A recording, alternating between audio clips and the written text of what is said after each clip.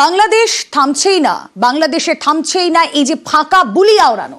তদারকি সরকারের ছাত্রনেতার মুখে ফের ভারতের বিদ্বেষের বিষ। বিশ্বজোড়া চাপের মধ্যে আবারও হুমকি তুলবে। এবার মোদীকে তোপ দেগে চড়া সুরে আক্রমণ। পদ্মাপাড়ের সাম্প্রদায়িক অশান্তির মধ্যেই নয়া উস্কানি শহীদ স্মৃতি ফাউন্ডেশনের সম্পাদক সার্জিস আলমের। আমরা ভারতকে একটি জিনিস বলে দিতে চাই, ওই মোদীকে একটি জিনিস বলে দিতে চাই, বাংলাদেশের মানুষ ভারত বিরোধী নয়, বাংলাদেশের মানুষ ভারতের জনগণ বিরোধী নয়, কিন্তু বাংলাদেশের মানুষ ওই উগ্র সাম্প্রদায়িক মোদী বিরোধী। সার্বভৌমত্বের স্বার্থ আসবে, সারা দেশের জনগণের স্বার্থ আসবে, তখন যেন আমরা রাজনৈতিক বিভাজন এক পাশে রেখে ঐক্যবদ্ধ থাকি। তাহলে এমন যে কোনো পরাশক্তি হোক না কেন, মোদীর মতো যে কোনো উগ্র সাম্প্রদায়িক ব্যক্তি হোক না কেন, আমরা তাদেরকে প্রতিহত করতে পারবো। বাংলাদেশ থেকে ভারতকে পরমাণু বোমারও হুমকি, হুমকি অবসরপ্রাপ্ত সেনাকর্তার। মোদী সাহেবকে বলবো, আপনারা বয়স হয়েছে, আল্লাহকে ভয় করেন, বাংলাদেশের বিরুদ্ধে অবস্থান গ্রহণ করেন না।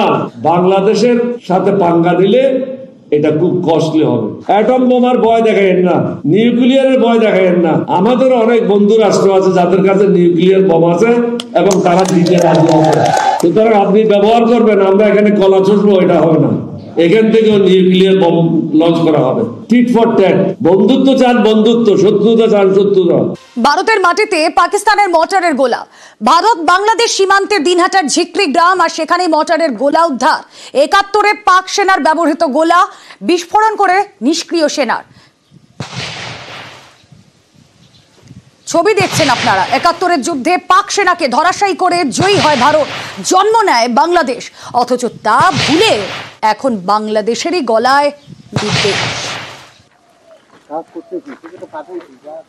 এখানে কনস্ট্রাকশনের কাজ করছিল, সেই সময় একটি মাটি খুঁড়তে গিয়ে তারা দেখে একটি মর্টার রয়েছে। সেটা পাওয়ার পর সেখানেই তারা কর্ডন করে রাখেন জিনিসটাকে। বিন্নাগুড়ি আর্মি যে রয়েছে আর্মি ক্যাম্প, যারা স্পেশালিস্ট আর্মিতে যারা আছেন তারা আজকে আসেন এবং মর্টারটিকে ডিসপোজ অফ করেন।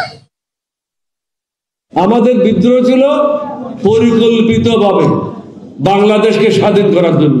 ভারত আমাদেরকে গোলা বারুদ দিয়ে সাহায্য করেছে। এই সাহায্যের পিছনে তাদের একটা অন্তর্নিহিত উদ্দেশ্য ছিল। সেই উদ্দেশ্যটা কি?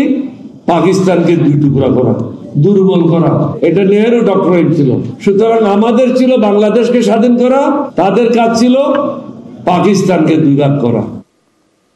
বাংলাদেশের অশান্তির নিন্দায় কাজী নজরুলের পরিবার।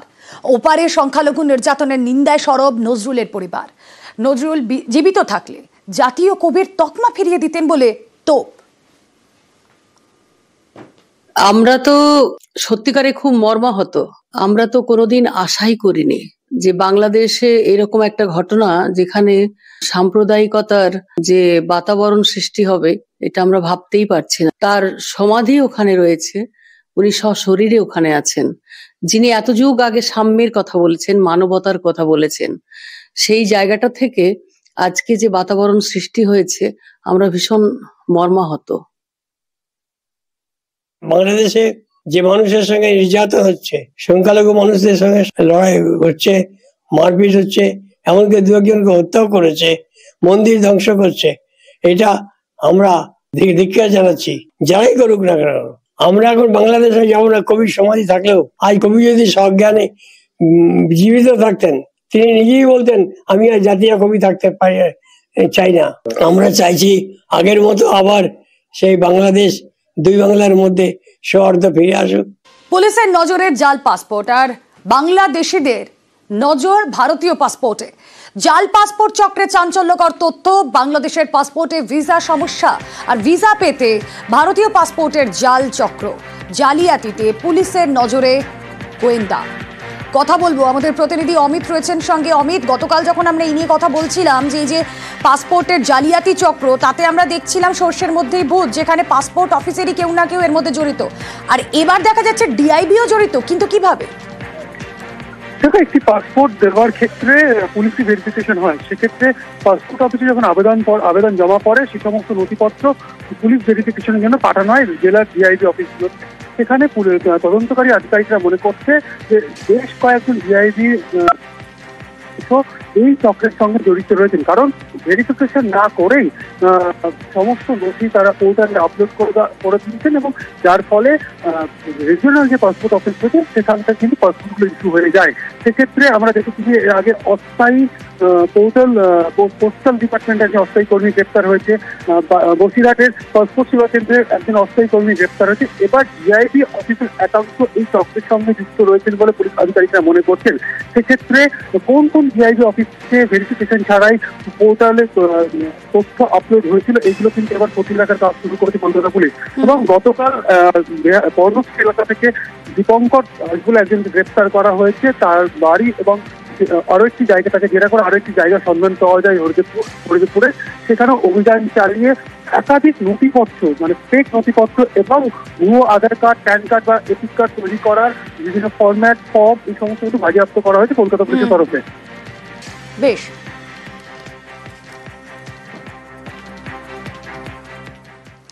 আর কেন ভারতীয় পাসপোর্টে নজর বাংলাদেশিদের, আসুন তার কিছু গ্রাফিক্যাল ইনফরমেশন আপনাদের কাছে রাখি।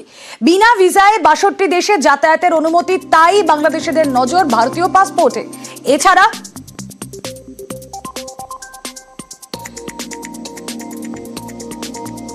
বিদেশে ভারতীয় হিসেবে স্বীকৃতি, ভারতীয় পাসপোর্টে তাই নজর বাংলাদেশিদের, এরকম আরো বেশ কিছু ইনফরমেশন আপনাদের সামনে আমরা রাখছি। এই ইনফরমেশনগুলো দেখতে দেখতে আমরা শুনবো কি বলেছিলেন আন্তর্জাতিক সম্পর্ক বিশেষজ্ঞ সম্পূর্ণা গোস্বামী। দক্ষিণ এশিয়ার সমস্ত রাষ্ট্রের মধ্যে ভারতের যে পাসপোর্ট, সেই পাসপোর্টের যদি পাওয়ার ইন্ডেক্স দেখা হয় তাহলে বাকি রাষ্ট্রগুলোর তুলনায় ভারতের পাওয়ার ইন্ডেক্স কিন্তু অনেক বেশি। এবং এই পাওয়ার ইন্ডেক্সের জন্য কিন্তু অনেক রকম ডিপ্লোম্যাটিক ফেসিলিটিস এবং অনেক সুবিধা কিন্তু পাওয়া যায়। দেখুন, আমরা যদি পাকিস্তান বা বাংলাদেশ বা এই ধরনের রাষ্ট্রগুলো দেখি, এই রাষ্ট্রগুলো যদি নিরাপত্তার দিকে দেখেন তাহলে সেখানে এমন কিছু ফ্যাকশন কাজ করে যারা কিন্তু গ্লোবাল সিকিউরিটি থ্রেট। ভারতীয় পাসপোর্ট জাল করে যে অবটেন করার যে বিষয়টা, বাংলাদেশের লোকেরা ভারতে যাতে সেটেল করতে পারে, শুধুমাত্র ভারতেই সেটেল করা না, বরঞ্চ ভারতের মাটিকে ইউজ করে বিদেশে সেটেল করা। আমার মনে হয় যে এই বিষয়টার দিকে কিন্তু মিনিস্ট্রি, এক্সটার্নাল অ্যাফেয়ার্স মিনিস্ট্রি এবং হোমের কিন্তু আরো অনেক বেশি গুরুত্ব দেওয়াটা প্রয়োজন আছে। যে ভারতের নিরাপত্তার ক্ষেত্রে কিন্তু একটা বড় প্রশ্ন চিহ্নের মুখে পড়বে গ্লোবালি। আর এই যে ভারতীয় পাসপোর্ট, সেই ভারতীয় পাসপোর্ট পেলে নিজের পরিচয় লুকানোর পাশাপাশি বেশ কিছু দেশে সুবিধা পাওয়া যায়। 62টা দেশ, যেমন আপনাদের বলছিলাম, 62টা দেশে ভিসা ছাড়াই যাতায়াতের সুবিধা পাওয়া যায়। এবং এর পাশাপাশি আমরা নজর রাখবো ময়নাগুড়ির দিকে, যেখানে দুপক্ষের সংঘর্ষে উত্তাল ময়নাগুড়ি। সংঘর্ষ থামাতে গিয়ে আক্রান্ত পুলিশ, ছবি দেখাচ্ছি আপনাদের। পুলিশের গাড়ি ভাঙচুর, হামলা, অবরোধ তুলতে কাঁদানে গ্যাস পুলিশের। ছবি দেখছেন আপনারা, যেখানে ময়নাগুড়িতে অবরোধ, উত্তেজনা, দুপক্ষের সংঘর্ষ থামাতে গিয়ে আক্রান্ত হতে হয় পুলিশকে। কথা বলবো, প্রতিনিধি শান্তনু রয়েছেন আমাদের সঙ্গে। শান্তনু, এই সংঘর্ষের সূত্রপাত কোথা থেকে? গতকাল রাতে কিন্তু ঘটনার সূত্রপাত হয়েছিল। সেই সময় ভোজপুরটি এলাকার দুই ছাত্রী যখন প্রাইভেট টিউশন পড়ে যখন বাড়ি ফিরছিলেন, সেই সময় বেশ কয়েকজন যুবক তাদের উদ্দেশ্য করে কটূক্তি করে, তাদের শ্লীলতাহানি করা হয় বলে এরকম একটি অভিযোগ ওঠে। এবং এই ঘটনাকে কেন্দ্র করে রাত থেকেই কিন্তু উত্তপ্ত হচ্ছিল গোটা এলাকা। এবং স্থানীয় বাসিন্দাদের বক্তব্য, তারা পুলিশকে খবর দিয়েছিলেন, ঘটনার কথা জানিয়েছিলেন, কিন্তু পুলিশ কোনো পদক্ষেপ নেয়নি। এই পদক্ষেপ না নেওয়ার থেকেই কিন্তু আজ দুপুরবেলা রীতিমতন এলাকার মানুষজন সংগঠিত হয় এবং অভিযুক্তদের গ্রেফতারের দাবিতে রাস্তায় এসে জড়ো হয়। সেই সময় পুলিশ কিন্তু তাদেরকে ছত্রভঙ্গ করার চেষ্টা করে। সেই সময় পুলিশের সাথে কিন্তু উত্তেজনা ছড়িয়ে পড়ে। রীতিমতন বলা যেতে পারে যে রণক্ষেত্রে চেহারা নেয় গোটা এলাকা। পুলিশের সঙ্গে খণ্ডযুদ্ধে জড়িয়ে পড়েন এলাকার লোকজন এবং পাশাপাশি পুলিশের গাড়িতে ভাঙচুর করা হয়। পুলিশ পাল্টা কাঁদানে গ্যাস চালায়, লাঠি চালাতে বাধ্য হয় পুলিশ। এবং বলা যেতে পারে এখনো পর্যন্ত পরিস্থিতি থমথমে রয়েছে। এলাকায় অতিরিক্ত পুলিশ মোতায়েন করা হয়েছে। সংঘর্ষ উত্তাল হয়ে ওঠে ময়নাগুড়ি এবং সন্ধে গড়িয়ে গেলেও থমথমে পরিবেশ এই মুহূর্তে ময়নাগুড়ি। করেছিল নিজে কিছু রুমার্স ফেরানোর জন্য, সেই জন্য যখন পুলিশ এখানে রোড অবরোধ তুলতে এসছে, তখন কিছু লোক পুলিশের উপরে এখানকার পথর মোটর ভিতর ছিঁড়েছে। তখন পুলিশ অবরোধটা তুলে দিয়েছি। যারা পুলিশের উপরে আমরা অ্যারেস্ট করে আর বাকি আমরা এখানে কন্টিনিউ এরিয়াতে পেট্রোলিং হচ্ছে, সব শান্তিপূর্ণ আছে। আননেসেসারি রুমার্স দিয়ে এটা পথ অবরোধ এখানে কিছু লোক করেছিল, যারা ইচ্ছা করে করেছে তাকে আমরা চিহ্নিত করতে পেরেছি।